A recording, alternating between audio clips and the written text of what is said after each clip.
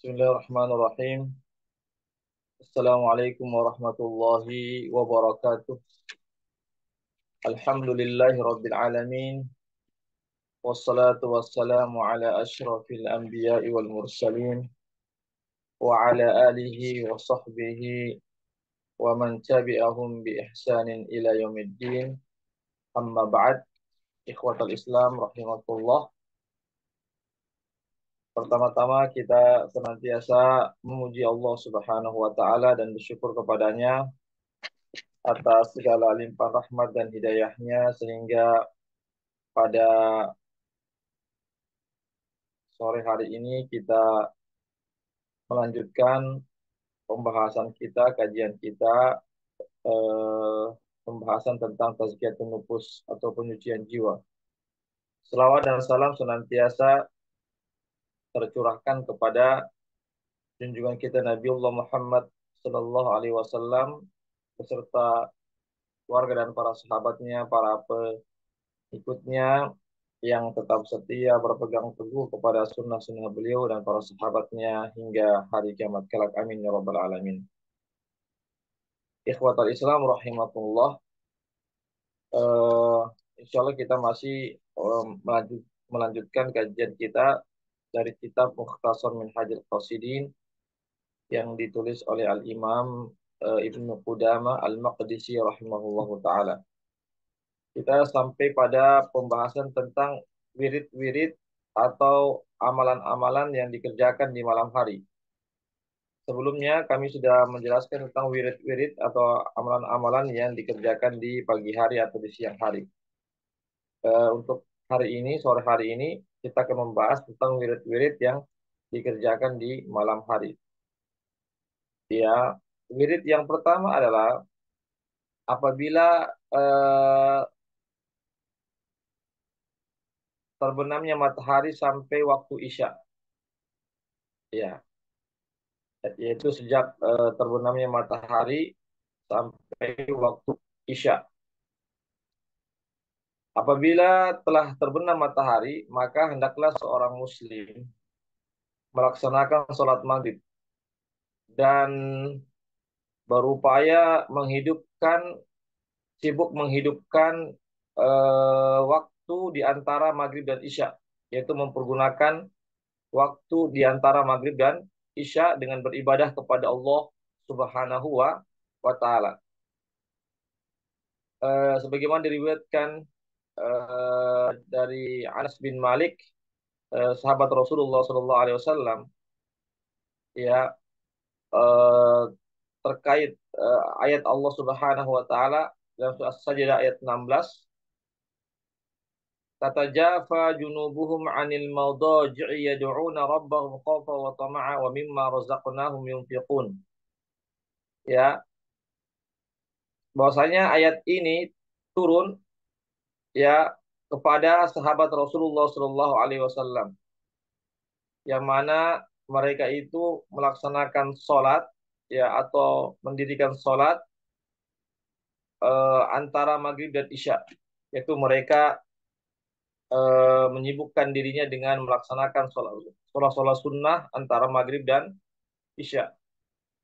Ya, jadi ayat surah As-Sajdah ayat 16 ini diturunkan kepada berkaitan tentang sahabat yang mana mereka itu menghidupkan waktu antara maghrib dan isya dengan beribadah kepada Allah Subhanahu wa taala dengan melaksanakan sholat sunnah. Dan diriwayatkan dari Abu Hurairah berkata, bersabda Rasulullah sallallahu alaihi wasallam, "Man shalla ba'dal maghrib sitta raka'atin wa lam yatakallam fima bainahunna bisu, ya, adalna lahu bi ibadati tsnatai asyrata sanatan." Rawahu Tirmidzi. Ya, barang siapa yang sholat sunnah 6 rakaat setelah sholat maghrib dan dia tidak berkata-kata kotor atau buruk ya apa namanya di antara waktu tersebut, maka baginya maka sholat yang dikerjakan 6 rakaat itu setara dengan atau sama dengan beribadah 1 tahun. Ya, sholat sunnah 6 rakaat itu antara maghrib dan isya, maka pahalanya sama dengan pahala orang yang melaksanakan sholat selama 12 tahun, melaksanakan ibadah selama 12 tahun. Iya, ikhwatal Islam, azakumullah. Hanya saja ini hadisnya eh, apa namanya, dihukumi sebagai hadis yang sangat lemah, ya hadis yang sangat lemah. Ya. Kemudian wirid yang kedua, amalan yang kedua yang dikerjakan di malam hari adalah sejak hilangnya rona merah di ufuk barat hingga waktu tidur, hingga masuknya waktu tidur. Maka disunnahkan bagi seorang muslim untuk melaksanakan sholat antara azan dan iqamat. Ya, jadi antara azan dan iqamat, ya antara azan dan iqamat sholat, iqamah sholat isya, maka seorang muslim sunnah akan dianjurkan untuk melaksanakan sholat sunnah di antara azan dan iqamat. Ya, disebutkan dalam hadis, ya bahkan hadis yang sahih bahwasanya Nabi kita Muhammad SAW, beliau tidak tidur di malam hari hingga beliau membaca surah As-Sajdah, ya, dan surah Al-Mulk. Ya, beliau membaca surah As-Sajdah dan surah Al-Mulk, baru baru beliau tidur. Ya, disebutkan dalam hadis Rasulullah SAW, dalam hadis yang lain, namun ini hadisnya dihukum hadis lemah. Man qara'a suratul waqiah kulla lailatin lam tusibhu faqah. Barang siapa yang membaca surah Al-Waqiah setiap malamnya, maka dia akan terhindar dari kefakiran. Ya, ini hanya saja hadis ini dihukumi oleh ulama hadis yang lemah. Ya, kemudian wirid yang ketiga di malam hari adalah melaksanakan sholat witir sebelum tidur. Ya, ya kecuali seseorang yang kebiasaannya itu bangun di tengah malam, maka hendaknya dia mengakhirkan witir itu lebih utama. Ya, Aisyah mengatakan bahwasanya Nabi Shallallahu Alaihi Wasallam itu senantiasa mengerjakan sholat witir. Ya, kadang beliau mengerjakan di awal malam, kadang di tengah malam, dan kadang di akhir malam. Bahkan witir beliau sampai menjelang sahur. Ya, sampai masuknya waktu sahur beliau pernah mengerjakan sholat witir. Ya, kemudian setelah melaksanakan sholat witir, maka hendaklah membaca, ya, subhanal malikil quddus itu sebanyak 3 kali. Ya, ini terdapat dalam hadis yang sahih. Kemudian wirid yang keempat di malam hari adalah tidur.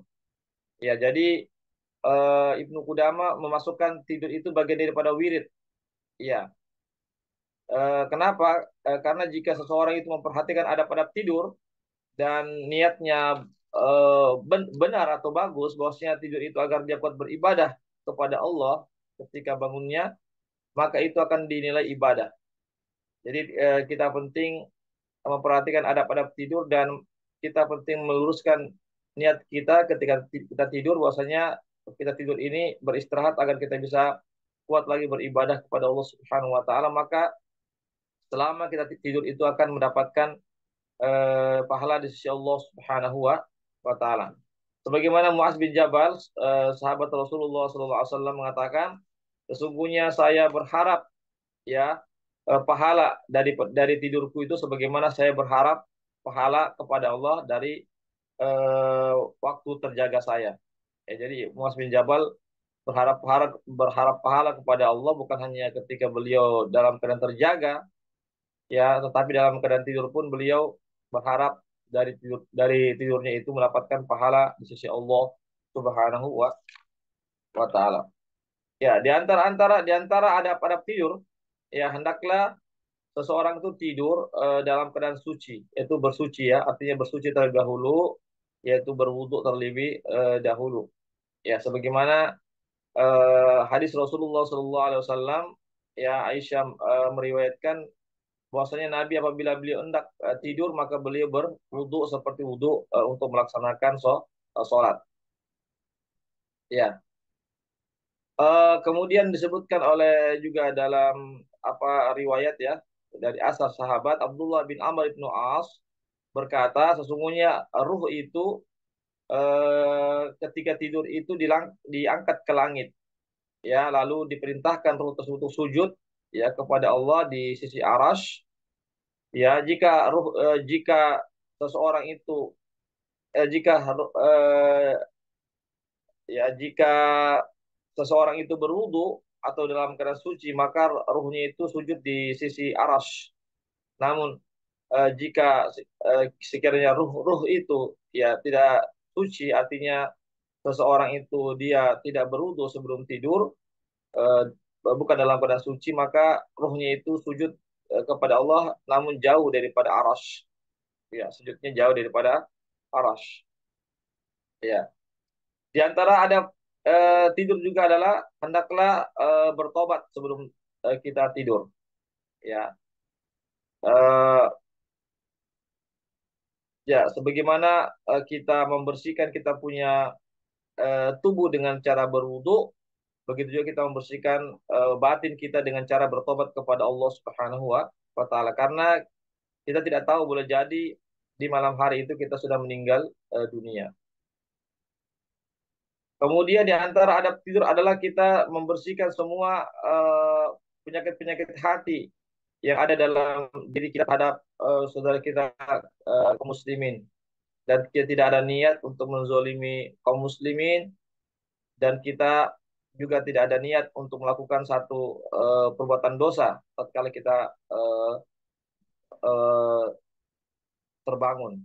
Ya, artinya kita tidak berniat untuk melakukan dosa ya pada saat tidur itu ya kita tidak ada niat untuk berbuat dosa ketika kita sudah bangun. Kemudian di antara adab tidur adalah hendaklah kita menuliskan wasiat, ya, menuliskan wasiat, ya, sebagaimana disebutkan dalam hadis Ibnu Umar dari Nabi, beliau bersabda, ya, eh, merupakan hak, ya, seorang Muslim untuk menuliskan wasiatnya tidaklah melewati dari 2 malam, melainkan wasiat itu sudah tertulis di sisinya. Artinya jangan sampai lewat dari 2 malam, namun wasiat itu tidak tertulis. Artinya hendaklah wasiat itu dituliskan sebelum berlalunya 2 malam. Ya, ikhwatul Islam, azakumullah. Begitu juga dalam adab tidur yaitu seyogyanya bagi seorang Muslim untuk tidak menggunakan alas tidur ya atau tempat tidur itu yang sangat nyaman sekali ya sehingga dia menyebabkan keenakan tidur sehingga dia berat untuk bangun melaksanakan ibadah kepada Allah Subhanahu wa taala ya. Karena pernah juga Nabi ketika itu diberikan apa namanya suatu kasur yang enak maka Nabi mengatakan ya saya terhalangi dari kasur ini untuk melaksanakan sholat lail di malam hari. Ya silakan kita memiliki kasur-kasur, tapi jangan sampai kasur itu melalaikan kita sehingga kita pun berat untuk bangun di tengah malam melaksanakan ibadah kepada Allah Subhanahu wa taala. Dan seyogyanya kita tidak tidur sampai kita betul-betul mengantuk, ya. Sebagaimana sahabat para ulama salafus saleh terdahulu mereka tidak tidur kecuali beliau dalam keadaan sudah mengantuk. Kemudian di antara adab tidur adalah menghadap kiblat ya. Kemudian berdoa dengan doa yang tertera dalam hadis-hadis Rasulullah Shallallahu Alaihi Wasallam ya atau dengan berzikir ya berzikir atau membaca apa namanya wirid-wirid yang tertera dalam hadis-hadis Rasulullah Shallallahu Alaihi Wasallam. Dan hendaklah tidur itu dengan posisi lambung bagian kanan menghadap kiblat. Iya. Eh, Ikhwat Islam azakumullah. Ya. Ya, hendaklah juga sebelum tidur kita mengepas-ngepas kita punya kasur atau tempat tidur ya dengan sarung dikepas ya dibersih-bersihkan dengan seperti sarung misalnya. Karena kita tidak tahu boleh jadi di situ ada eh, binatang-binatang kecil misalnya maka kita bersihkan dulu terlebih dahulu. Iya, ikhwatal Islam azakumullah. Ya, itu terkait ya eh, Nabi kita Muhammad Shallallahu Alaihi Wasallam ya apabila eh, beliau sudah meletakkan ya Nabi mengatakan apabila seseorang sudah meletakkan lambung kanannya untuk persiapan tidur menghadap kiblat maka hendaklah dia membaca Bismika Rabbi wada'tu jambi wa bika arfa'ahu in amsakta nafsi faghfir laha wa in arsaltaha fahfadha bima tahfidhu bihi ibadaka solihin. Ya, itu yang hendaklah kita baca tatkala kita sudah mulai tidur. Kemudian eh, Nabi kita Muhammad SAW sebagaimana riwayat hadis Aisyah apabila beliau hendak menuju ke tempat tidur beliau setiap malamnya maka beliau mengumpulkan kedua telapak tangannya lalu membaca surah Al-Ikhlas, Al-Falaq dan An-Nas ya. Lalu beliau meniupkan di kedua telapak tangan itu lalu beliau mengusap ke seluruh tubuh beliau dari kepala, wajah ya dan badannya ya eh, itu sebanyak tiga kali ya. Ikhwatul Islam azakumullah. Ya itu ya yang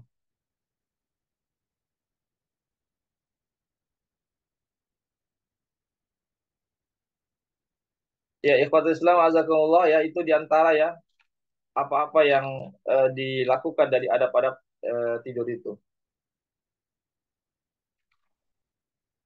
Kemudian wirid yang kelima dari apa namanya dari tidur ya. Oh ya di sini juga disebutkan ya di antara adab tidur adalah hendaklah kita membaca ayat kursi ya. Hendaklah kita membaca ayat kursi ya. Membaca ayat kursi sebelum tidur agar kita juga terhindar dari gangguan setan ya.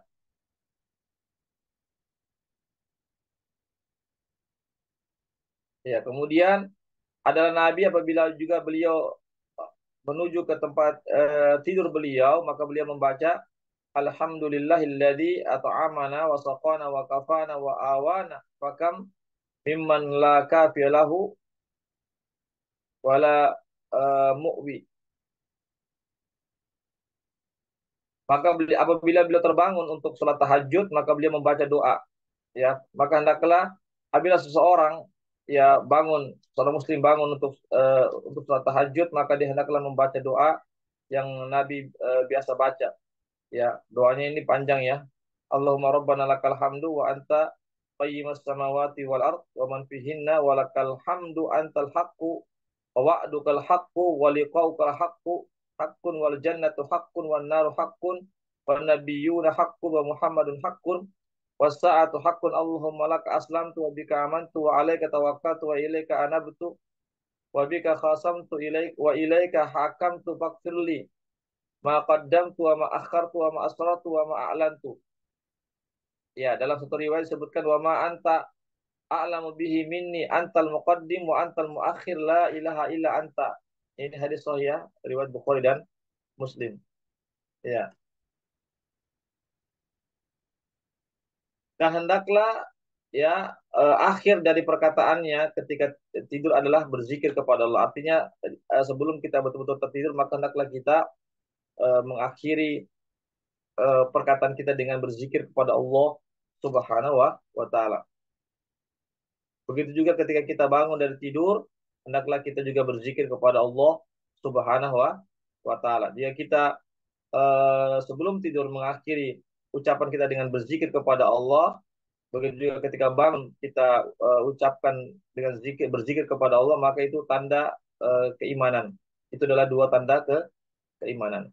Kemudian wirid yang kelima di waktu malam yang seyogyanya kita lakukan adalah yaitu sejak masuknya eh, pertengahan awal malam sampai berakhir sampai malam sampai seperenam malam yang tersisa, ya, sampai sepertengah malam yang tersisa ini adalah waktu yang mulia, ya.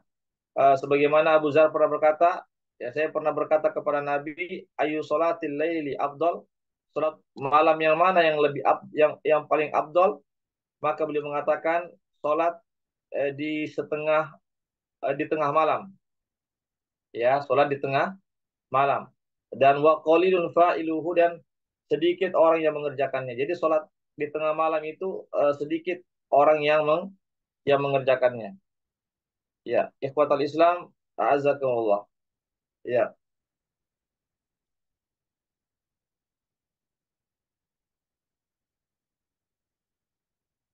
Di sini disebutkan bahwasanya Nabi Daud alaihissalam pernah berkata, meminta kepada Allah Subhanahu wa taala, ya Rob, ayu saatin aku mulak, wa ya Rob, jam berapa saya bisa sebaiknya beribadah kepadamu, ya Allah. Maka Allah Subhanahu wa taala mewahyukan kepada Nabi Daud, wahai Daud, janganlah engkau melaksanakan ibadah di awal malam, dan juga jangan melaksanakan ibadah di akhir malam. Tapi hendaklah engkau bangun di tengah malam, ya, sampai kamu pun bisa apa namanya, bersendirian dengan aku, dan saya pun bisa bersama dengan kamu, ya. Warfa ilayya hawaijaka, dan angkatlah kepadaku semua hajat-hajatmu, artinya mintalah hajat-hajatmu kepadaku, ya. Ikhwatal Islam, azakumullah. Apabila seseorang itu bangun melaksanakan sholat tahajud, maka hendaknya dia membaca 10 ayat terakhir dari surah Ali Imran, ya, 10 ayat terakhir dari surah Ali eh, Imran, ya. Sebagaimana diriwayatkan bahwasanya beliau itu melakukan demikian, yaitu beliau ketika beliau mau melaksanakan tahajud, maka beliau membaca 10 ayat terakhir dari surah Ali Imran, ya. Dan hendaknya kita berdoa, ya, dengan doa yang, ya, dengan doa ketika dengan doa-doa yang Nabi ajarkan ketika kita bangun di tengah malam. Nah, kemudian setelah itu kita membuka sholat tahajud kita dengan 2 rakaat sholat sunnah yang ringan. Ya, sebagaimana diriwayatkan oleh Abu Hurairah dari Nabi kita Muhammad SAW, beliau berkata, "Idza qama ahadukum yusalli bil laili falyabda bi raka'ataini khafifatain." Nah, ini hadis sahih riwayat Imam Muslim. Apabila salah seorang dari kalian hendak melaksanakan sholat malam, maka hendaklah dia memulainya dengan 2 rakaat yang ringan. Ya, kemudian setelah itu melaksanakan sholat 2 rakaat, 2 rakaat. Setiap 2 rakaat salam. Dan itu tidak ada batasannya. Eh, Kembali kepada kemampuan kita masing-masing. Ya, disebutkan dalam riwayat bahwasanya Nabi itu beliau biasanya melaksanakan sholat malam itu sebanyak 13 rakaat. Ya, 13 rakaat itu sudah include, sudah termasuk dengan witirnya. Ya, dan paling sedikit beliau melaksanakan sholat malamnya itu 7 rakaat bersama dengan witir.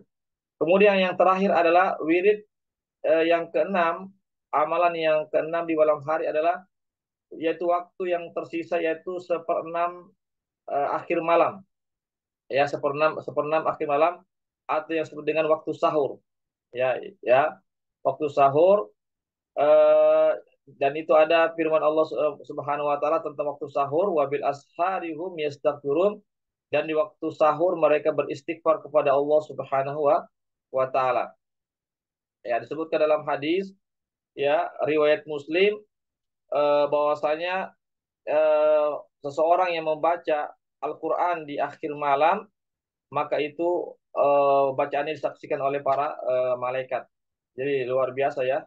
Kalau kita membaca Al-Quran di akhir malam, kita beristighfar, maka itu sangat, pertama, bacaan kita dihadiri oleh para malaikat, kemudian eh, waktu itu sangat baik kita untuk memohon ampun kepada Allah Subhanahu wa taala. Suatu ketika Taus ya salah seorang tabi'in besar mendatangi seseorang di waktu sahur. Ya, maka orang-orang itu mengatakan, oh orang itu sedang tidur. Ya, maka Taus mengatakan, ya saya tidak pernah melihat ada seseorang ya salafus soleh itu tidur di waktu sahur.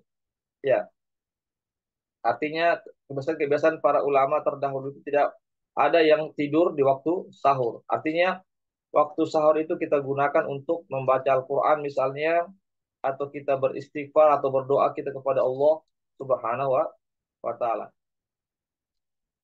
Ya, jika kita sudah menyelesaikan eh, sholat di waktu sahur, maka hendaklah kita beristighfar kepada Allah Subhanahu wa taala sebagaimana Ibnu Umar melakukan hal demikian. Demikianlah para pemirsa, para peserta kajian Tazkiyatun Nufus ya terkait tentang wirid-wirid di malam hari atau amalan-amalan atau ibadah-ibadah sunnah yang seyogyanya kita lakukan di malam hari ya. Ini saya sebutkan sebagaimana dalam kitab ini dibagi menjadi 6. Ada 6 wirid ya, sebagaimana yang sudah saya sampaikan. Demikianlah apa yang bisa saya sampaikan. Silakan kalau ada yang mau bertanya, kami buka sesi pertanyaan. Mudah-mudahan wirid di siang hari yang sudah kami jelaskan sebelumnya di pertemuan sebelumnya dan wirid di malam hari ini juga ada 6 wirid di siang hari itu ada 7 ya, mudah-mudahan bisa kita amalkan ya sebaik-baiknya. Artinya kita upayakan ya agar kita bisa mengamalkannya wirid-wirid tersebut. Insya Allah selama 24 jam semuanya akan bernilai ibadah di sisi Allah Subhanahu wa taala. Ya demikianlah. Kalau tidak ada yang bertanya, mudah-mudahan ada manfaatnya. Ini ada rekamannya.